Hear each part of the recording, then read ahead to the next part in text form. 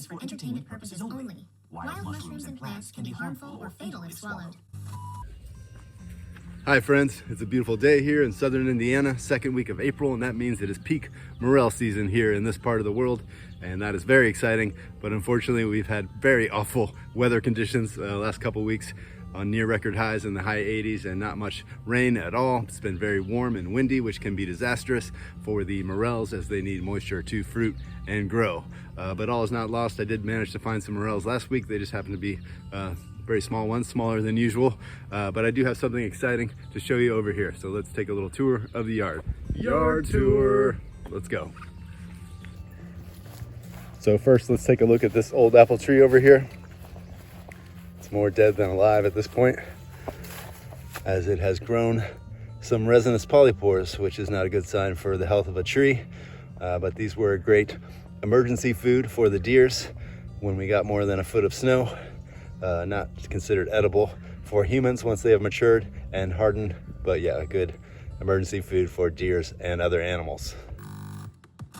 So I basically keep this old apple tree around just for the morel mushrooms. I used to get a handful every year, but then most of the tree fell down in a storm. About 5 years ago, I got a couple mushrooms after that, but last 3 years I haven't had any morel mushrooms. So it's probably not long for the world. It doesn't really produce apples, but that's not such a horrible thing, as old apple trees aren't known to be a good place to collect mushrooms from. While the apple tree does associate with the yellow morel mushroom, they used to use a lead arsenate-based pesticide on apple trees and orchards, and that can contaminate the ground and contaminate the mushrooms. Lead and arsenic aren't known to be good for your body, especially if you were eating mushrooms from contaminated ground consistently over a long period of time. You could get organ damage or even neurological problems. This is also why we don't collect and eat mushrooms from the side of the road.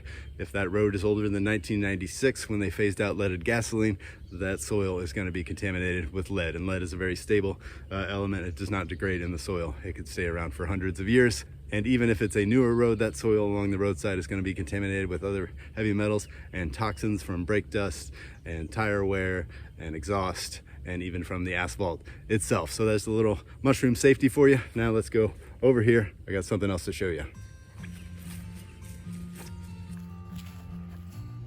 All right, now let's go take a look at my shiitake logs.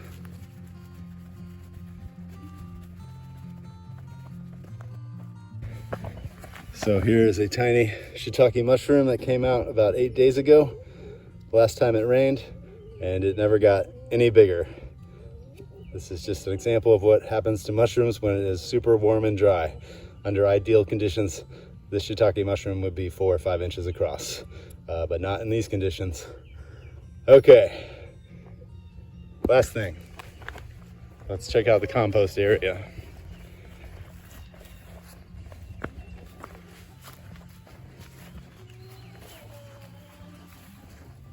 So here's my compost bin, and if you look just beyond it, you'll see a big yellow morel mushroom in a place where I've never ever seen them before, and I come here every day. Okay, so that's pretty cool. Let's go see how many mushrooms we got back here. Here's that first big one that caught my eye. Looking pretty dried out, but still good. I can still eat it, and I will.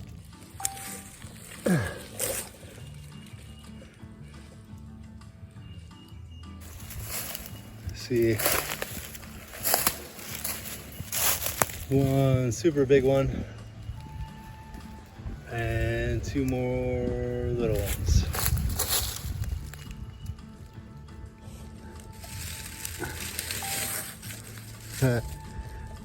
There's a good sized morel right there. Definitely a little crispy on those edges.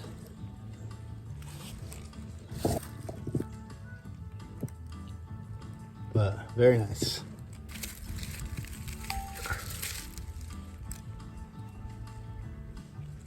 That one's not so great.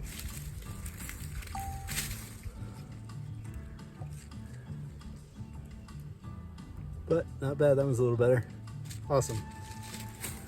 So did I inadvertently create my own new morel mushroom patch? Yes. Is that amazing? Absolutely. So how did this happen? How do morel mushrooms move about the landscape and reproduce themselves? Let's talk about the morel mushroom life cycle. Morel life cycle. Okay, so a yellow morel mushroom will start off as a single spore. A single morel mushroom can produce 1,000,000 spores.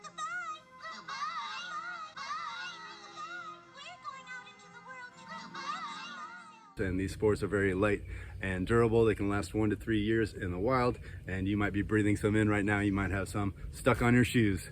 You'll never know. Should one of those spores land on a nutrient-dense, well-drained, slightly alkaline patch of soil, it will grow into what is called a primary mycelium, a little fan-like network of fungal threads reaching out, feeling incomplete, looking for love. And it's looking for a partner. If it finds a compatible partner, that being another primary mycelium from a different morel spore, they will bond, they will fuse, they will fall in love and form what is called a secondary mycelium. The secondary mycelium will have the full set of genetic instructions to be reproductively viable. It will actually have 2 nuclei per cell, and the primary mycelium will only have 1 nuclei. Morels are actually self-fertile. A single morel mushroom will produce 2 kinds of spores that can be compatible with each other, but they will lack the genetic diversity that would happen when 2 primary mycelium from 2 different fungal colonies form to make a secondary mycelium.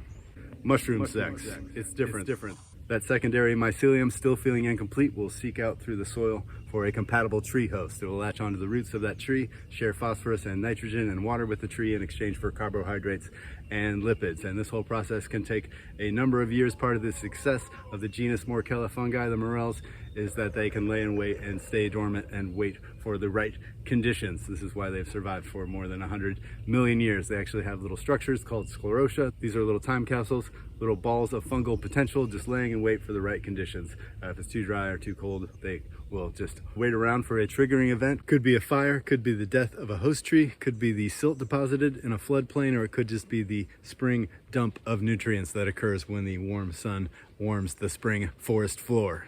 And when it does, it will fruit and produce spores, and the cycle will repeat.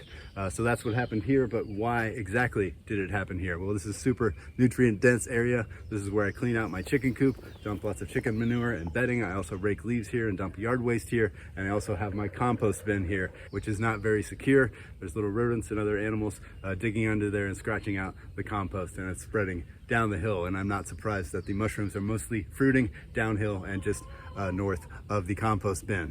So I've got the soil, I've got the nutrients, I have the tree host, and it also helps to have a little bit of soil disturbance. And I get plenty of that from my chickens scratching around back there in the compost remnants and the leaf matter, looking for bugs and seeds, and also other animals back there doing the same. So that's probably enough to trigger morel growth. And where did the spores come from? Well, they could have come from the sky. Obviously, they could have come from those morels by the apple tree a mere 80 feet away some years ago, or they could have come as a result of my activity. I throw morel scraps in my compost bin, and they could also have come on my person, being a person that's out in the woods an awful lot and coming back to the same spot almost every day. I could have dislodged some morel spores into this area just with my own activity. And this is not a phenomenon that I have just only seen once. I've seen it again over here. Let's go check out my neighbor's woods over here.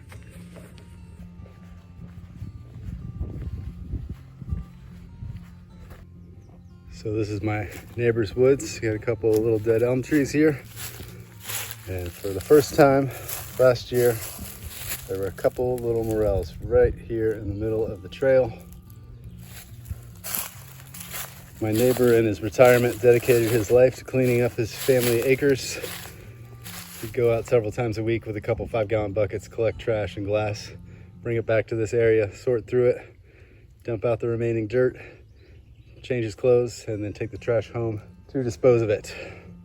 So that's another example of someone spending years out in the woods, coming back to the same spot, dumping some nutrients and disturbing the soil, and that area producing morel mushrooms. Does human activity stimulate the growth of morel mushrooms? Well, I have to conclude that it does, but is this reckless conjecture or mere speculation? It could be. I'm not sure. Tell me what you think. Let's head back.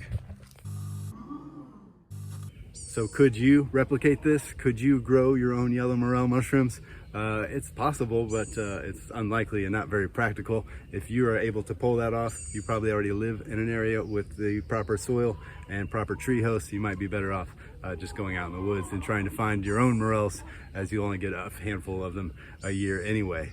If I was going to try to grow a morel mushroom, I would choose one of the wood chip type morels like Morella importuna or Morella rufobranea. These live a decomposer type of lifestyle, and they can grow in just wood chips or mulch or other organic matter, and you can buy that spawn online. Even professional growers struggle to grow morel mushrooms. There are yellow morel grow kits you can buy online, but most of them are highly dubious. A lot of them don't say what species they are. Some say a completely unrelated species, like this one says Morella elata, which is a black clade morel. I would not choose to grow a yellow morel mushroom.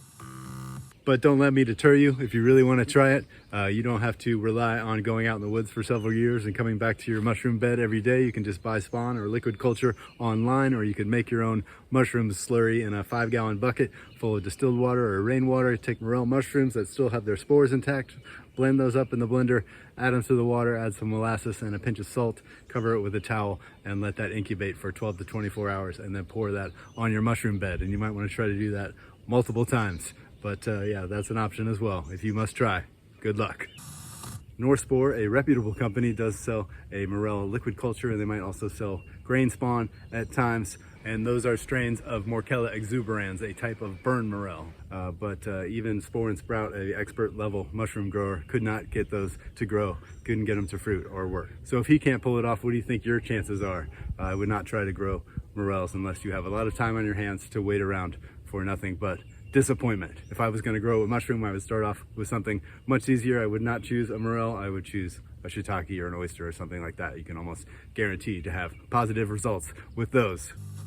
Yeah, so that's it. That's all I got for you today. I'll see you next time on Mushroom Journeys.